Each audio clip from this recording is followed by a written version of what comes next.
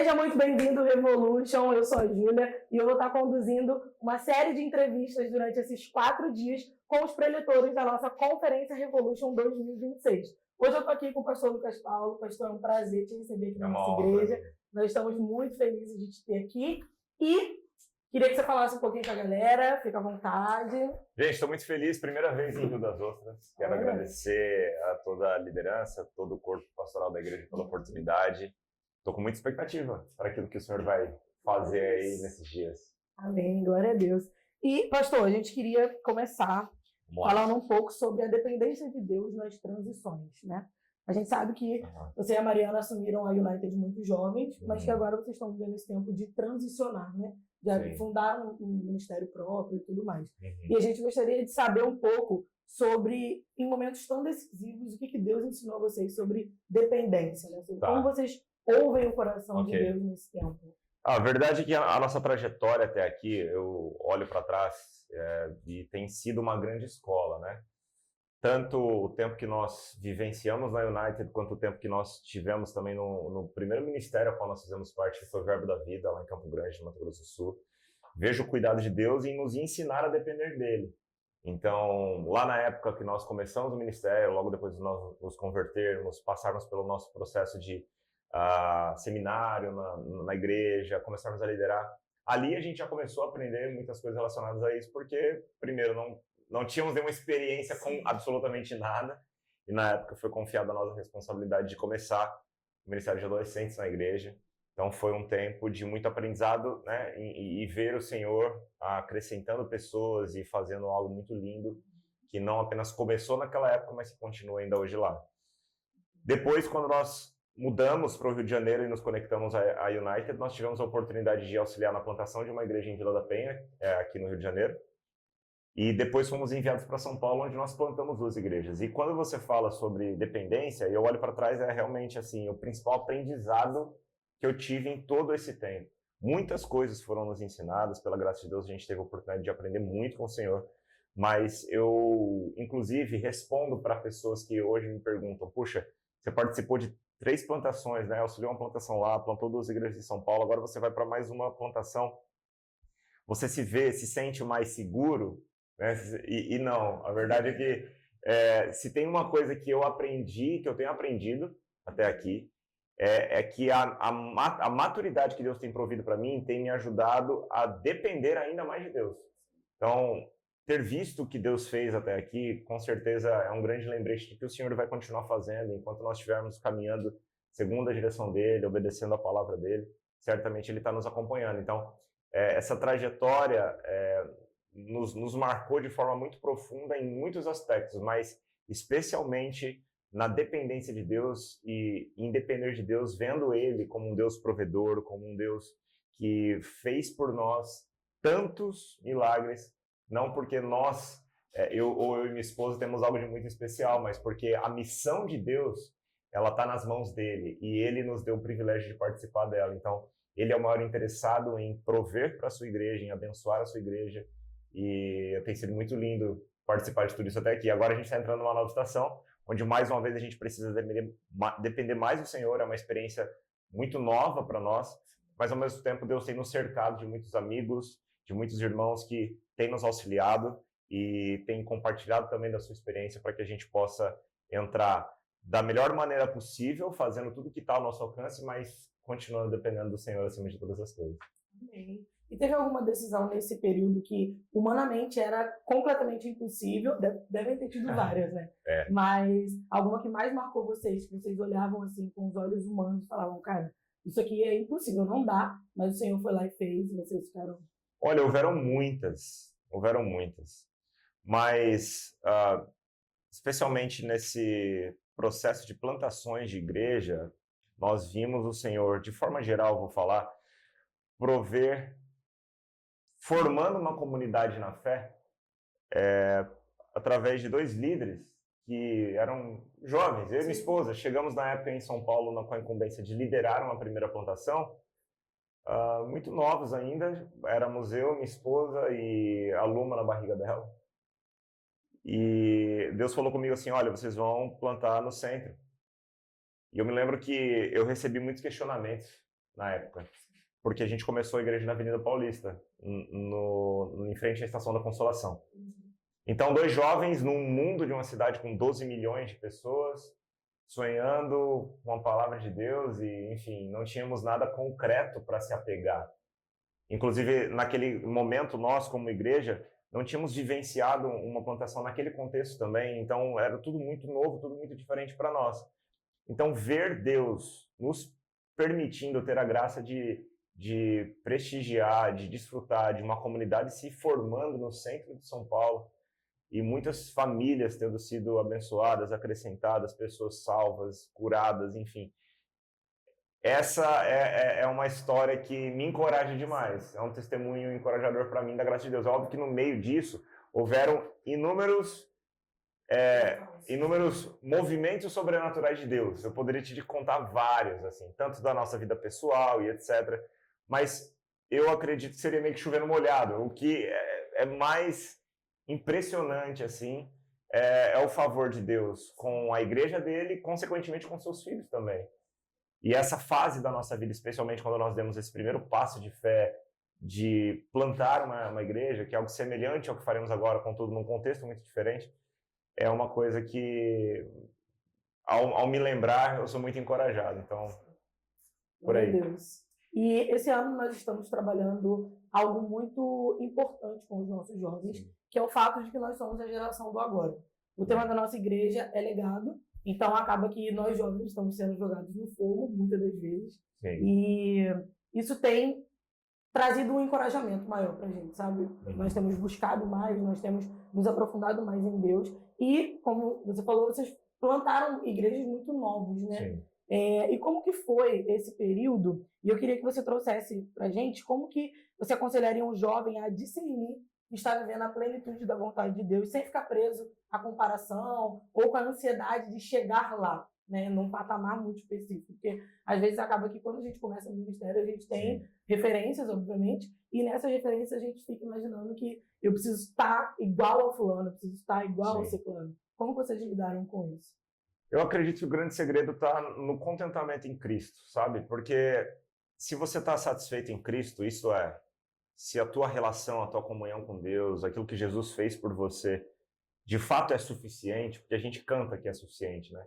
Mas será que se Jesus fosse a única coisa que realmente nós tivéssemos agora, a gente diria que ele é suficiente? Então, assim, na prática, se nós de fato entendemos que Jesus é suficiente, desfrutamos desse lugar de comunhão, né, temos uma perspectiva cristocêntrica, de fato, do Evangelho, porque o Evangelho é cristocêntrico, né? Às vezes que a gente quer adaptar alguma coisa a nosso favor, mas a verdade é que o Evangelho é sobre Cristo e às vezes Cristo vai nos colocar, por exemplo, em situações que não são tão apreciadas assim pelos homens. E aí a gente olha para alguém que talvez esteja numa evidência no sentido de um padrão terreno, né? Ou seja, a gente muitas vezes metrifica o que é bom segundo os olhares terrenos, né? E aí o cara que está bem sucedido no ministério é o cara que talvez esteja ministrando numa conferência ou outra, que é o cara que tem tantos seguidores no Instagram e etc, etc. Mas o alvo não é esse, nunca foi esse. Inclusive não era o ministério que fazia os olhos dos discípulos brilharem. Não era o ministério. A promessa que os discípulos tiveram é que eles seriam perseguidos. E eles foram mortos. Você vê Paulo, ele foi degolado. Então a história dos apóstolos e dos discípulos de Cristo Jesus talvez seria muito trágica aos olhos de muitos. Talvez seria uma trajetória mal sucedida aos olhos de muitos hoje. Mas por quê? Porque muitas vezes o nosso olhar está no lugar errado. Então eu acredito que pelo fato de os olhos deles brilharem por Cristo e nada mais, o caminho que Jesus propôs para eles, embora naquele contexto especialmente muito desafiador, foi um caminho que eles tiveram agrado em seguir, porque eles estavam seguindo a Cristo Jesus. Então, eu acredito que o grande segredo é esse. Eu entendo que fazemos parte de uma geração que Deus está levantando, de fato, com uma evidência muito única na história da igreja e na nossa nação. A história conta para nós que nós estamos vivendo talvez o ápice da história da igreja até aqui no Brasil, né? A expansão da fé e da igreja no Brasil, ela é evidente, né? Até os dados do IBGE dizem isso, mas qual a profundidade da fé que a gente tem? Então, à medida que o evangelho tem se expandido, o ministério tem ganho muitos contornos. Agora, se o ministério for o nosso alvo, a gente vai se perder no caminho. Se Cristo for o nosso alvo, ele pode chamar a gente para fazer o que for. A gente vai estar satisfeito tanto vivendo esse ministério de uma forma aqui e bem agora, no nosso tempo, aqui no Brasil, ou até mesmo no Oriente, preso numa cadeia, como Paulo esteve, e a gente vai estar satisfeito. Porque eu acredito que o caminho da satisfação é realmente esse. Então, o que eu diria para os jovens de hoje é que, de fato, a gente buscasse conhecer a Cristo mesmo. E a gente se questionasse se, de fato, a gente crê em Jesus ou a gente gostou de Jesus ao ponto de tê-lo apenas como um fã. Ou será que a gente está disposto mesmo assim, a encarar tudo e qualquer coisa? Porque se tudo que a gente quer é um bom ministério, se tudo que a gente quer é reinar nessa terra, na perspectiva terrena, a gente nem precisa de Jesus para isso. Mas se de fato a gente quer viver a vontade do Senhor, talvez a vontade dele seja que a gente termine mal sucedido aos olhos humanos. Será que a gente está disposto? Só de fato cumpriremos o ministério que Cristo espera para nós se antes estivermos satisfeitos nele. Uma vez eu ouvi uma frase que nós muitas das vezes amamos os efeitos da presença, nós não amamos de fato a presença. Porque a presença acaba que nos exige muita renúncia. Né? Mas os efeitos da presença são maravilhosos e todo mundo quer. Então, acho que é muito por esse caminho também. Sobre você amar o que o ministério pode te proporcionar, mas não amar o dono do ministério, que é Jesus. E o que você diria para quem se sente chamado, para quem sabe que tem um chamado, para quem sabe que é comissionado por Deus, mas ainda se sente muito novo para atuar? Ainda acha que não está na hora, ainda sou muito novo, ou a idade prende muito, sabe? Não, como é que eu posso dizer? Não um padrão terreno, assim, de olhar para o outro e achar que o outro está mais preparado que eu. Mas a idade mesmo. Eu me sinto muito novo, acho que não está na hora ainda. Talvez essa pessoa se sinta muito nova, porque o parâmetro dela de ser usada por Deus está em alguém que já trilhou um caminho que ela ainda vai trilhar. Está muito nova para quê? Está muito nova para pastorear uma igreja, para plantar uma igreja, talvez, mas está muito nova para viver o reino de Deus? Não. Não existe Espírito Santo Mirim, Júnior, né? O Espírito Santo é um só. E a missão de Deus, ela começa desde o dia em que nós recebemos Cristo Jesus. Então, talvez uma adolescente que está na época escolar, cara, você tem uma missão na sua escola. A sua missão não vai começar no dia que você for ordenado ao ministério pastoral, se um dia será. Sua missão começa onde você está levando Cristo Jesus. Então, eu acredito muito que esse senso de missão, ele quebra muitos paradigmas em nós em relação a estou muito jovem ou estou muito velho, porque a nossa missão começa quando nós entendemos de onde viemos e descobrimos para onde vamos, e ela só termina no dia que o Senhor nos levar daqui. Né? Então, eu acredito que o segredo disso é você, de fato, compreender que, por exemplo, os discípulos lá naquela época eram, em sua maioria, adolescentes. E Jesus ele vai te usar da forma que você estiver disposto a ser usado aonde você estiver agora. Então, não fique permitindo que o seu anseio pelo futuro te impeça de viver o hoje. O hoje, agora, onde você está, você tem a incumbência de levar uma mensagem, de ser usado de uma forma específica. Eu tenho 33 anos, eu não vou lá na sua escola evangelizar para os seus amigos. Eu não vou entrar na sua casa, onde você talvez tenha um pai, uma mãe que ainda não se converteram, tem um irmão que não se converteu. Então, o que eu diria é para você parar, apreciar o lugar onde Deus tem te colocado para estar hoje e tomar para si uma responsabilidade de cumprir essa missão, de levar o Evangelho de Cristo onde o Senhor te colocou para estar agora. A gente costuma falar muito aqui que cada um vai atingir um público específico. Né? Então, eu posso atingir um público que você não vai atingir, que qualquer outro não vai atingir. Então, acho que é muito isso, né? Você focar no que você tem, no seu meio, e você ser usado por Deus ali onde você está. Você viveu de perto o evangelismo nas comunidades do Rio de Janeiro. Vivi um tempo. E a gente queria saber o que essa experiência revelou sobre o coração de Deus para essas pessoas que, por muitas vezes, são invisíveis à sociedade, né? E como que, na sua opinião, a igreja falha em alcançar esse público? Como que a igreja poderia alcançar melhor esse público? Eu vivi esse tempo, não foi um tempo muito grande, foi um pouco mais de um ano que eu estive à frente, pastoreando à frente de evangelismo da igreja, no caso em Vila da Penha, então eu fazia muitas ações em comunidades ali na Zona Norte do Rio de Janeiro. tive acesso a outras comunidades também, na Cidade de Deus, e enfim. Então, eu tive a oportunidade de ver de perto o que é a realidade de quem está na comunidade. Eu acredito muito que a missão do Evangelho, ela passa pela justiça social, né? E eu acredito que a Igreja de Cristo Jesus tem muitos bons exemplos para seguir nesse sentido, tá? Na minha perspectiva, eu vejo que, por exemplo, a Assembleia de Deus que veio evangelizou o Brasil, né, especialmente da década de 60 para cá, eles têm uma missão social muito forte, muito forte. E eu acredito que passa pela missão da igreja esse olhar para os vulneráveis, esse olhar para os órfãos, para as viúvas, para fazer justiça social, mas não para por aí também. Eu acredito que a principal missão do Evangelho de Cristo Jesus, de levar o Evangelho, é de fato levar a mensagem do Evangelho, e ela passa por isso, mas não se resume a isso.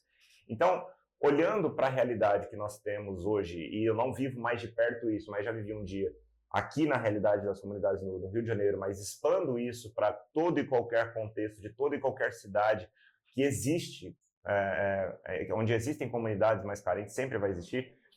Eu acredito que a gente precisa olhar com isso, com a compaixão que Jesus olhou. Jesus, ele veio e caminhou de forma muito submersa junto aos menos favorecidos. Inclusive, quando ele vai chamar seus discípulos, ele vai para a margem da sociedade. Quando Jesus vai a Samaria, inclusive Jesus ir a Samaria já é uma coisa um choque para o judeu no seu tempo. Então, Jesus ele vai para Samaria. Ele vai para um povoado samaritano de Sicar, que já ficava às margens de Samaria, que era um lugar que o judeu não pisaria. Então, olhar para Jesus nos coloca em direção, em movimento aos menos favorecidos. E eu vejo o Senhor fazendo, através de muitos irmãos, um trabalho muito digno e muito lindo nas comunidades. Eu tive a oportunidade de acompanhar, Júlia, aqui, trabalhos assim fantásticos, com crianças, com adolescentes. Eu conheci um pastor numa comunidade que ele atuava cuidando daqueles que estavam na linha de morte na mão do tráfico, e ele cuidava dessas pessoas. Então, assim, um trabalho lindo, um trabalho maravilhoso, e que me despertou muito. Então, assim, para mim era uma realidade muito distante, mas o fato de eu ir ver com os meus olhos acendeu coisas no meu coração e me ajudou a mobilizar pessoas para trabalhar nisso. Então, o primeiro ponto que eu diria é que a igreja precisa ter contato. A gente não pode se isolar. A igreja de Jesus, ela é multicultural. E ela, desde o princípio, ela alcança diferentes pessoas de diferentes camadas da sociedade, especialmente os menos favorecidos. Muitas vezes nós acabamos nos acostumando com a bolha específica da sociedade que talvez Deus tenha gerado uma comunidade, mas a gente não pode se fechar nisso. A gente precisa olhar para o todo, e a missão da igreja ela passa por isso. Então, eu encorajaria você que é líder, você que é cristão mesmo, parte de uma comunidade local, a vocês conversarem sobre isso e fomentarem esse desejo de irem e conhecerem, se conectarem a pessoas que estão talvez envolvidas em projetos sociais dentro de comunidade, porque quando você for ver com os seus olhos, certamente o Senhor vai acender algo dentro do teu coração e te fazer se mover em direção daquilo que Jesus se moveu em direção. E, enfim, então eu acredito que é por aí. Não sei se eu respondi a sua pergunta. Respondeu. A igreja, viver em comunidade é muito bom, né? É muito maravilhoso. Estar aqui todo é maravilhoso, é incrível, maravilhoso, mas a igreja precisa ir. Exatamente. Acho que esse é o papel. Nós falamos muito aqui que o nosso papel é servir a comunidade. Sim. Então, acredito que é isso, né? É de fato, como você falou, sair das quatro paredes, sair Sim. do conforto, do ar-condicionado, da cadeira confortável e ir até os menos favorecidos. Isso. Falando um pouco de estilo, identidade e ministério. A gente aqui acompanha muito você e a Mari, e a gente sabe que vocês têm um estilo muito autêntico, né? Um estilo muito próprio. E a nossa pergunta é, em que momento isso abriu portas para o evangelho ou também trouxe julgamentos e desafios dentro da própria igreja? Olha, bom, especialmente estando em São Paulo, a nossa conexão com o mundo da moda... Na verdade, vou começar aqui. A minha esposa, ela era modelo, né? Então, quando ela esteve dentro dessa carreira de modelo lá atrás, até mesmo antes da gente se converter, foi o caso, Isso ajudou ela a enxergar a moda com olhos diferentes, inclusive do que eu via, apesar de ter algum apreço assim, mas eu não tinha nem metade do olhar que ela tem, e não tenho ainda. Minha esposa é o nosso expoente dentro de casa nesse sentido. Minha esposa é.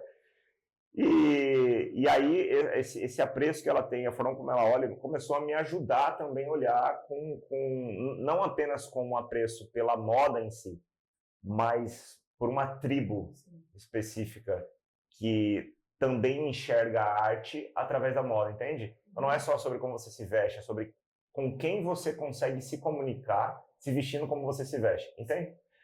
Então é evidente que a gente nunca vai negociar princípios, porém, em alguns momentos, a gente vai, talvez, não estar, digamos, no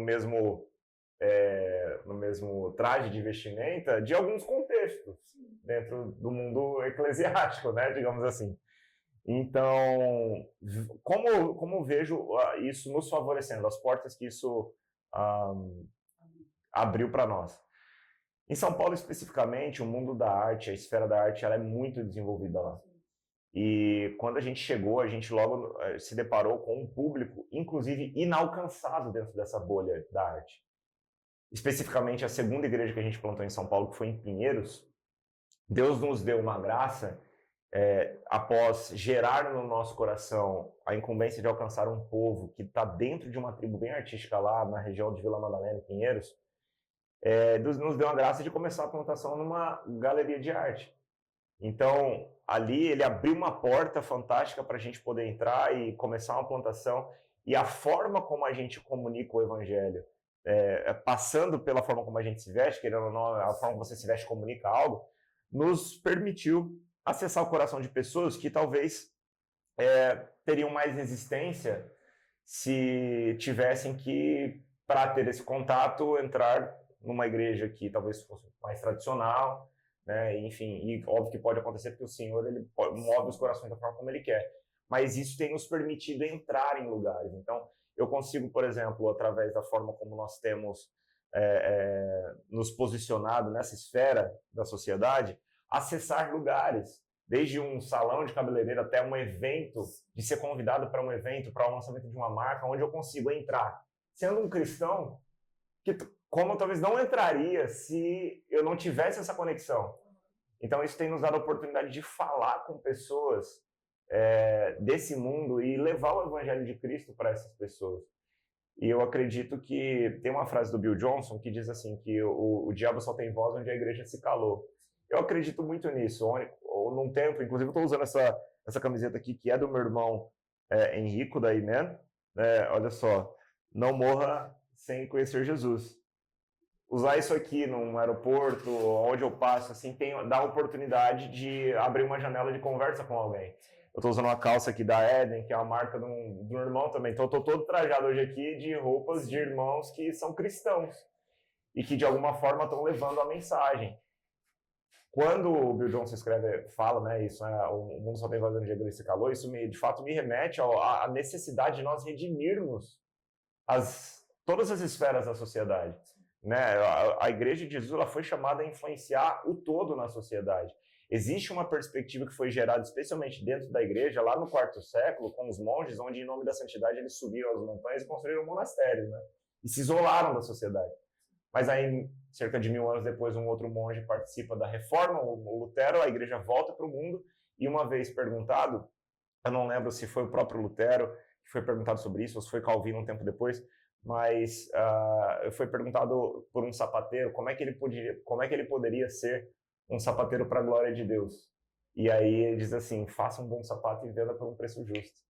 Se a gente não tiver dentro das diferentes esferas, não só da moda, né, da arte, enfim, da cultura, a gente está dando espaço para que essa área seja dominada por Satanás. E aí o que a gente vai ver é ruim. Só que aí a gente olha o que é ruim e fala, não vou misturar porque é ruim, mas só é ruim porque o bom não está lá.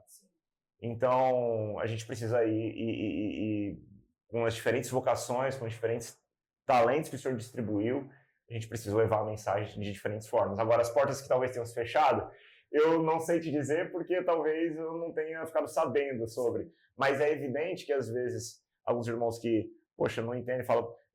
Às vezes tem um corte, assim, pregando, e aí chega lá, sempre tem um irmão, quando viraliza assim, algum corte, pra que uma calça larga assim? E aí, tipo, cara, se fosse uma calça justa, o cara falaria, por que uma calça justa? Por quê? Porque não é como a calça que ele usa, entendeu? E tá tudo bem, eu acho que a gente precisa ter ordem e decência, né? Mas, com certeza, de algum modo, isso causa alguma estranheza em alguma pessoa ou outra, mas eu não me importo muito com isso, de verdade, eu acredito que precisamos, mais uma vez, ter ordem, ter decência, mas a gente precisa, sobretudo, tomar para si a responsabilidade que o Senhor tem confiado a nós e ir com ousadia para alcançar as diferentes esferas da sociedade. Isso vai muito de encontro com o que o nosso pastor ele prega aqui, né? O nosso pastor Sinai Barcelos. Ele fala muito sobre essa questão das esferas e ele encoraja muito o Revolution, que é a nossa rede de jovens, a sermos médicos, advogados, políticos que levam o reino de Deus para esses lugares. Então, casa muito com o que você falou sobre a moda, a arte, né? Nós temos muitos artistas aqui na igreja, graças a Deus.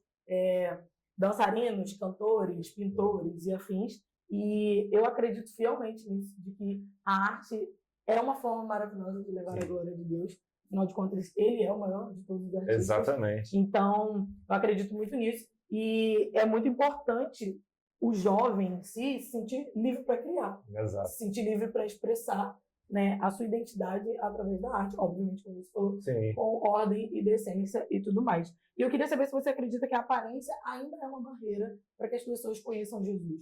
Porque eu acredito, particularmente, eu acredito que o evangelho ele é muito mais facilmente pregado através da identificação. Então, se eu me identifico com o seu estilo, se eu me identifico com a sua forma de falar, mais facilmente você vai ter acesso a mim. Né? Então, se você acredita que a aparência das pessoas pode abrir mais facilmente as portas, como você falou, sobre essa questão da United Pinheiros ter sido plantada numa galeria de arte e tudo mais, se você acredita que essa estética acaba facilitando o evangelho de entrar na vida de algumas pessoas? Eu acredito que sim e não. No caso, o sim tem a ver com o sentido de que você consegue se conectar com aquele povo específico. Sim. O não, ao mesmo tempo que eu estou me vestido assim, eu não vou conseguir alcançar talvez uma pessoa super tradicional. Sim. Então, sim e não, né? Mas eu acredito que, sobretudo, aquilo que Paulo fala sobre ele ter se feito de tudo para com todos, para de alguma forma salvar alguns, e Paulo foi alguém que, por exemplo, alcançou romanos, Paulo foi o apóstolo dos gentios, Paulo conversou com o grego, ele conversou com diferentes culturas do seu tempo. E certamente Paulo, de alguma forma, ele buscou formas de se identificar com aquelas pessoas, no sentido de gerar identificação. Você vê, por exemplo, na carta de Paulo aos Coríntios, você vê elementos ali que carregam citações filosóficas. Por quê? Porque Paulo está falando com um povo que está dentro de uma cultura grega, cultura essa que era muito influenciada pelos filósofos do seu tempo.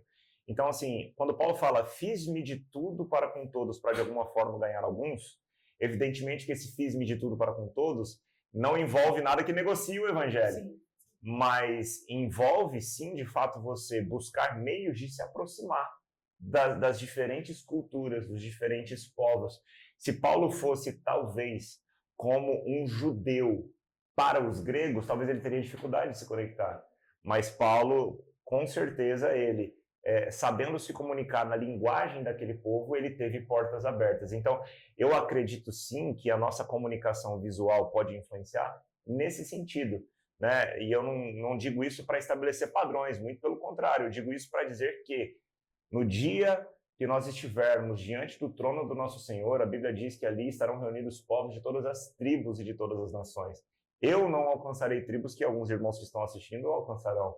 Eu tenho a oportunidade de alcançar talvez uma tribo que outros irmãos que estão assistindo não alcançarão. E assim por diante. Então não é sobre ter um padrão, é sobre nós termos o padrão do Evangelho como o padrão principal de todas as coisas e a partir daquilo que Deus gerou em nós, termos disposição para assumirmos essa responsabilidade de penetrarmos as diferentes camadas da sociedade para alcançar as pessoas. E sim, nesse caso, aquele que está alcançando outros lugares aos quais eu não estou, ele vai estar lá, de alguma forma, buscando uma identificação que eu não tenho. Mas, acima de tudo, nós temos a identificação com Cristo, e Cristo morreu na cruz por todos. Então, a gente precisa, como igreja, representando esse Cristo que morreu por todos, assumir para nós mesmos a responsabilidade que ele nos deu para alcançarmos a todos. Agora, eu não consigo alcançar todos. Agora, se nós, como igreja, povos de diferentes tribos e nações, estivermos dispostos a ir para todo mundo, a gente vai conseguir alcançar essa galera. Acho que essa é a importância da unidade da igreja em si também.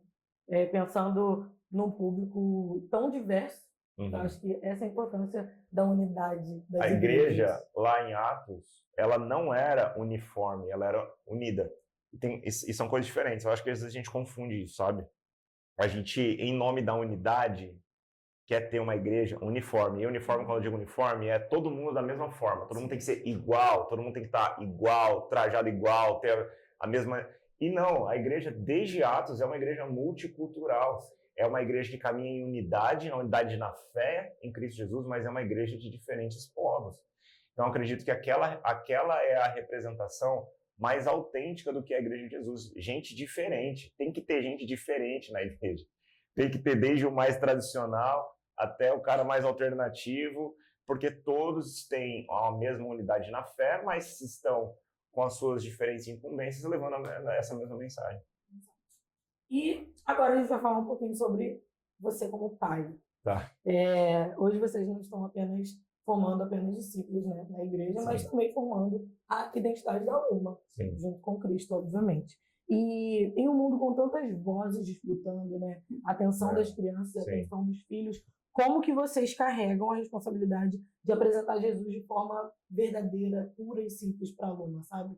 O que é inegociável na criação da Alma, segundo o Evangelho, para vocês? Olha, tudo aquilo que não pode ser negociado, né, segundo a mensagem de Cristo Jesus. Então, todos os valores que nós temos transmitido para ela são os valores do Evangelho de Cristo Jesus. Desde o princípio, a gente tem tentado ensinar para ela o que é pecado. Então, quando a gente vai corrigir ela diante de um ato, a gente não apenas corrige na perspectiva do que ela errou, a gente ensina o que é pecado. A gente ensina que o pecado pôs o homem em inimizade com Deus. A gente fala sobre a rebeldia do coração, desde... ela não entendia, né? Mas a gente está falando para ela. Creio que vai chegar o dia, evidentemente, que ela vai, com sua própria fé, reconhecer, confessar Jesus, passar pelo batismo nas águas, enfim.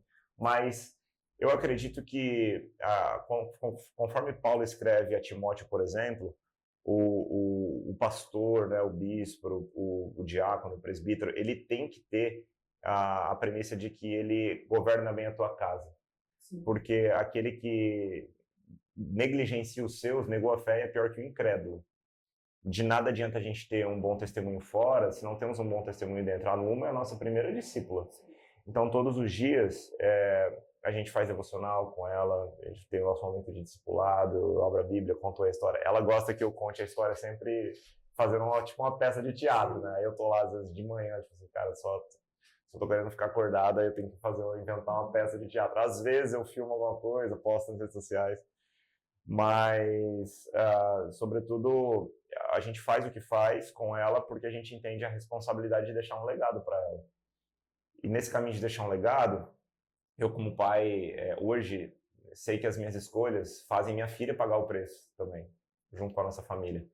E é importante falar sobre isso porque, para mim, isso toca muito meu coração. Eu, muitas vezes, sou confrontado assim, pelo Senhor, né? Olha, o que você quer deixar para sua filha? Você quer deixar uma herança ou você quer deixar um legado? Porque eu poderia, talvez, procurar um caminho na vida que pudesse proporcionar para ela uma herança melhor do que talvez eu tenha conseguido deixar hoje. Mas a herança, ela é facilmente diluível e ela não vai embora daqui com ela. Mas eu posso deixar para ela um legado, que é uma marca dentro dela. E essa marca que a gente tem procurado deixar é que vale a pena caminhar com Jesus, que Ele é o nosso Senhor, que vale a pena a gente caminhar em obediência a Ele, mesmo que para isso a gente tem que pagar um alto preço. Mas eu acredito que esse é o caminho de Cristo, é o caminho do discipulado. E a gente tem buscado discipular ela. Eu creio que à medida que a gente está fazendo isso em casa, em primeiro lugar, a gente está cumprindo o nosso primeiro papel e exercendo o nosso primeiro ministério. Bom, nosso bate-papo está chegando ao fim, mas eu queria fazer uma última pergunta, que é como eu falei, né? Esse ano nós estamos trabalhando nos nossos jovens e nos nossos adolescentes, que nós somos a geração do agora, né? Nós não somos a próxima geração, já chegou o tempo da gente agir. E nós temos trazido para eles que não há tempo a perder, mas não dá mais tempo de perder tempo, né? E dito isso, eu queria que você deixasse uma mensagem para incendiar o coração dessa juventude, para trazer para eles esse feeling de vambora, acordem, sabe? Olha, eu diria que quando a gente olha para a história da igreja, a gente vê muitos nomes, né, que são referências para nós. A gente pode ir lá no princípio, na Igreja dos Apóstolos, e falar sobre Paulo, falar sobre Pedro.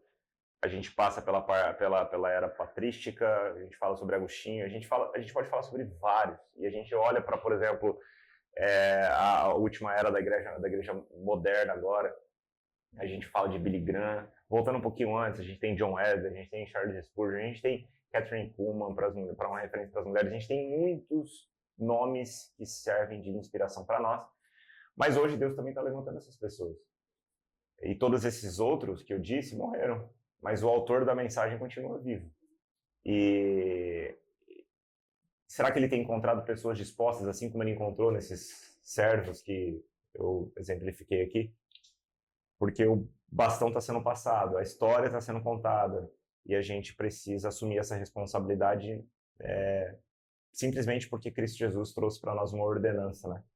A grande comissão, esse posicionamento que Jesus pede à sua igreja, ativo, né, na sociedade, levar o evangelho, é uma ordenança, não é um pedido, não é uma sugestão, né? Então, se de fato nós tememos ao Senhor, mais do que tememos aos homens, nós não ficaremos parados diante, inclusive, da melhor coisa que existe para se fazer na vida, né? Que é amar ao Senhor, ser amado por Ele e levar esse amor dele. Porque assim, gente, não tem como eu falo para você que é jovem, você não vai viver uma vida entediante enquanto você for obediente ao chamado de Cristo Jesus. É uma aventura, porque você precisa andar em fé todo o tempo, é como se você tivesse que, né, todo momento estar disposto a andar sobre as águas, assim, você vai fazer coisas que são impossíveis, de fato, é impossível para nós converter alguém, é impossível para nós, na nossa humanidade, expulsar um demônio, orar, levar cura para alguém através de uma oração, enfim, é impossível para nós, mas o que é impossível para o homem é possível para Deus. E Deus nos chamou, nos incumbiu nessa missão e disse aos discípulos aos quais ele também havia incumbido lá no contexto da grande comissão, mas em Mateus 28 ele diz assim: e eu estarei com vocês até a consumação dos séculos. Essa é a garantia que nós temos para aqueles que foram chamados para causas impossíveis, né?